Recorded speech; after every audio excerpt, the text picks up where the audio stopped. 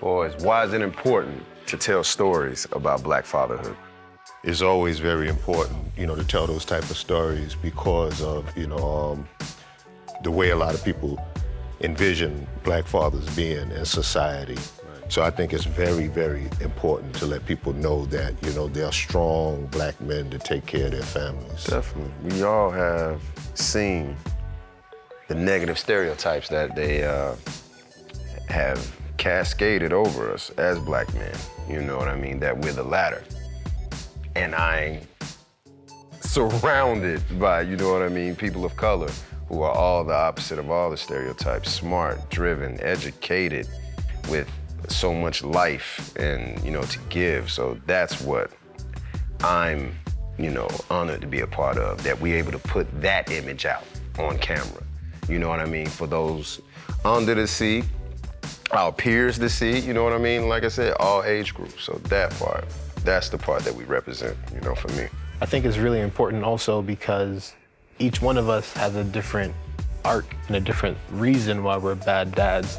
And oftentimes when you're thinking about these stereotypes, it's like all the same, you're a deadbeat, but it's a lot more nuanced, and I think having that nuance in a story like this really kind of humanizes it all, as opposed to whatever preconceived notion somebody might have about being a bad dad.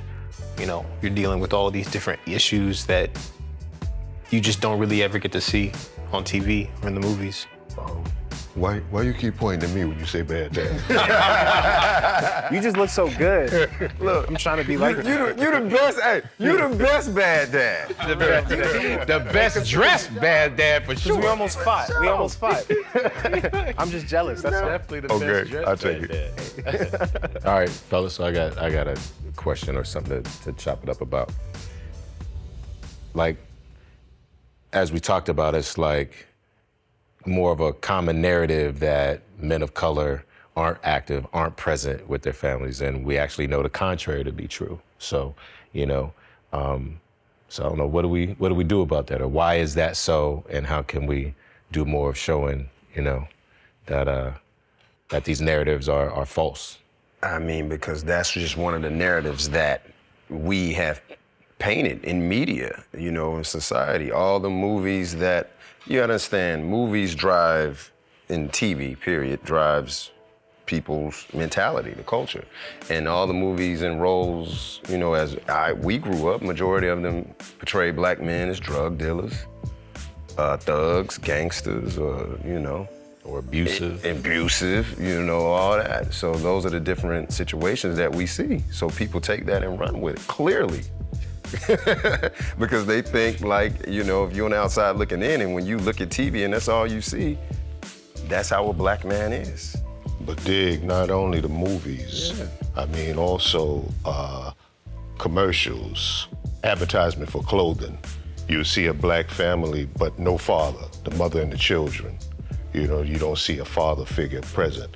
That's like the representation that they use in magazines, commercials, and so on. It's the omission is even part of it's really interesting. I noticed that too. It's subliminal. I saw something the other day and I noticed a difference between a couple commercials prior with, I'll say, other women, but the commercials that had women of color, there was no ring. Even if you didn't see the husband, she didn't have on a ring, Even if it wasn't a commercial about the man or the family, I saw another father on a tractor or something in the back, you know what I'm saying? Or like cutting the grass out of focus through the window outside.